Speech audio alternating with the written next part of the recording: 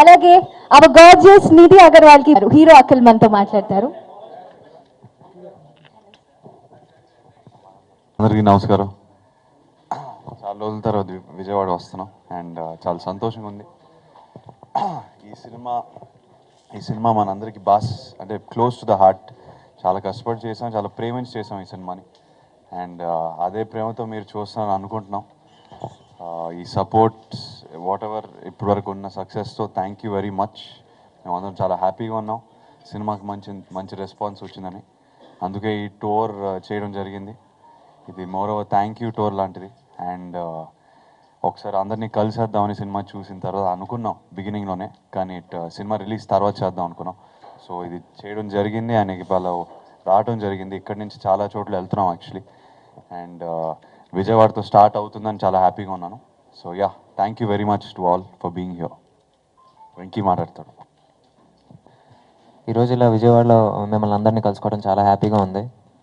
ఎందుకంటే విజయవాడలో ఏదో ఒక ఈవెంట్ చేద్దామని ముందు నుంచి అనుకుంటా ఉన్నాం. బట్ సినిమా చివరి దశ వచ్చేసరికి అందరం పోస్ట్ ప్రొడక్షన్లో బిజీగా ఉంటాం. తర్వాత మళ్ళీ రిలీజ్ కొంచెం రష్ అవటం, సో ఇక్కడ రాలేకపోయాం. ఫైనల్గా ఇలాగా ఇంత విజయాన్ని ఇచ్చిన తర్వాత మీ అందరికీ ఒక చిన్న థ్యాంక్ యూ చెప్పుకోవడానికి ఇలా రావడం చాలా హ్యాపీగా ఉంది. నిజంగా డే 1 నుంచి మాకు ప్రతి చోట నుంచి మౌత్ టాక్ చాలా పాజిటివ్గా వచ్చింది అండ్ ముఖ్యంగా విజయవాడ, వైజాగ్ నుంచి. సో అందుకే ఈరోజు ఇక్కడ విజయవాడ నుంచి మొదలుపెట్టి అఖిల్ అక్కడ దుర్గమ్మ బ్లెస్సింగ్స్ కూడా తీసుకున్నారు and it's a very good start from here and I hope ఇప్పుడు వరకు ఎలా మమ్మల్ని ఈ సినిమాకి సంబంధించి బ్లెస్ చేశారో ఫర్దర్ కూడా అలాగే బ్లెస్ చేస్తారని అనుకుంటున్నాను. అండ్ అది Hi everyone. Great to be in Vijayawada. This is my first time in Vijayawada, and thank you for the response to the film. I've been reading all the articles, all the tweets, so lots and lots of love to you all, and thank you so much for the response. అందరికీ నమస్కారం అండి. మేము తీసిన ఈ సినిమాని ఆదరించిన ప్రేక్షకులందరికీ పత్రికాముఖంగా థ్యాంక్స్ చెప్పుకుంది. విజయవాడలో ఫస్ట్ నుంచి దీనికి ఒక ఫంక్షన్ చేయాలని అనుకున్నాం. ఓకే అండి, thank you all of thank you. Media వాళ్ళకి అండ్ విజయవాడ అక్కినేని అభిమానులందరికీ హాయ్ అండి. సినిమా చాలా ఆల్ ఓవర్ ఒక పాజిటివ్ టాక్తో నడుస్తుంది.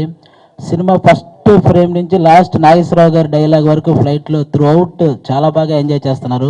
సినిమాలో అఖిల్ గారు చాలా మెచ్యూర్డ్ పర్ఫార్మెన్స్, లవ్ సీన్స్ కానీ, ఎమోషనల్ సీన్స్ కానీ, కామెడీ టైమింగ్ కానీ అన్నిట్లో కూడా అఖిల్ గారు చాలా మెచ్యూర్డ్ పర్ఫార్మెన్స్ చేశారు. ఇంకా వెంకీ అట్లూరి గారి గురించి మీ అందరికీ తెలిసిందే, డైలాగ్స్ రాయటంలో దిట్ట ఆయన. ఆ కథ మనం కథలోకి ఇన్వాల్వ్ చేసే విధానం కానీ, మాటలు కానీ, ముఖ్యంగా అందులో కొన్ని డైలాగ్స్ అది క్లాస్ థియేటర్ అయినా మాస్ థియేటర్ అయినా థియేటర్లో కొన్ని డైలాగ్స్ అరుపులు, కత్తి లాంటి అమ్మాయి ఒక బ్లేడ్ గడికి పడిపోద్ది అనే డైలాగ్కి అయితే థియేటర్ మొత్తం అరుపులు. అలాగే సెకండ్ హాఫ్లో అఖిల్ బ్రదర్ చెప్పే ఒక డైలాగ్ ఉంటుంది, మా ఊర్లో అందరూ నన్ను క్రికెట్ బాగా ఆడతారంటారు, అలాంటిది నన్నే బ్యాట్తో కొడతారా అని బ్యాట్తో ఒక ఆట ఆడేస్తాడు. ఆ డైలాగ్ కానీ థియేటర్లో బీభత్సంగా ఎంజాయ్ చేసిన.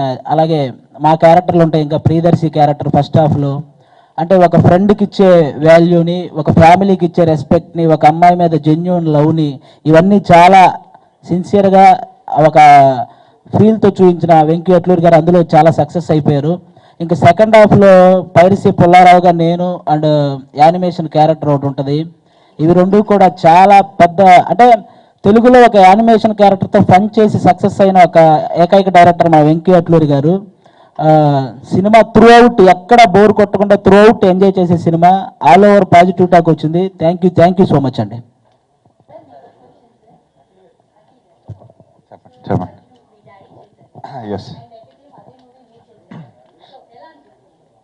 డెఫినెట్గా కొంచెం బాధ్యతగా ఏమంటారు, షోల్డర్స్ మీద ఎక్కువ అనిపించింది యాక్చువల్లీ. బికాస్ ఆ టైటిల్ మా ఫ్యామిలీ మెంబర్స్ అందరికీ కలిసి వచ్చింది.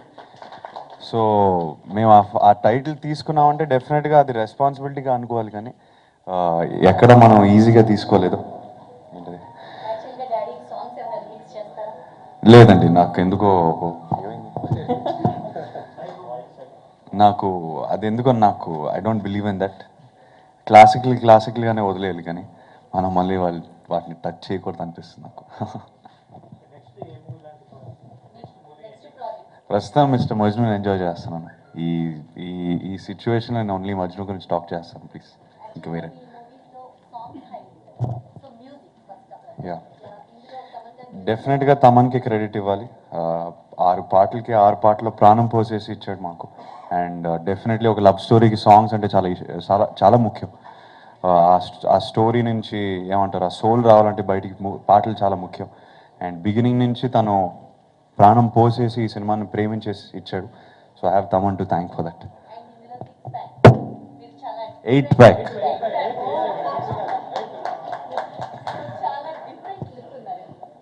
అంటే అది దానికి నిజంగా కారణం ఏం లేదండి. ఏదో అనుకున్నాం లండన్ స్కెడ్యూల్లో శేఖర్ మాస్టర్ నన్ను రిక్వెస్ట్ చేశారు. ఎందుకో ఆ టైంకి నేను అప్పుడే ఇన్స్టాగ్రామ్ మీద నేను ఏదో పోస్ట్ చేశాను, ఏదో చిన్న యాబ్స్ పిక్చర్ ఏదో పోస్ట్ చేస్తే ఆయన చూసేసి నాకు కావాలేదు ఇంకొంచెం ఇవ్వచ్చా నాకు అన్నారు. అది ఛాలెంజ్గా తీసుకొని చేస్తాను. అది నిజంగా సినిమాకి అంత అవసరం లేదు, కానీ ఆ ఫస్ట్ సాంగ్కి కొంచెం ఇంకా ఇద్దామని, మోర్ దెన్ రిక్వైర్డ్గా ఇద్దామని ఆ ఉద్దేశంతో ఇచ్చాను, కానీ దట్స్ ఇట్.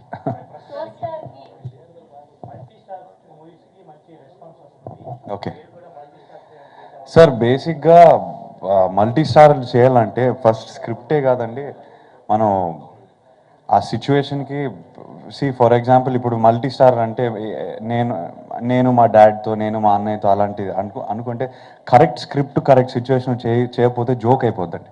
అంటే ఆ మల్టీ స్టారర్ అనే కారణం పెట్టుకుని అది మన కాంబినేషన్ గ్రాంటెడ్గా తీసుకోకూడదు.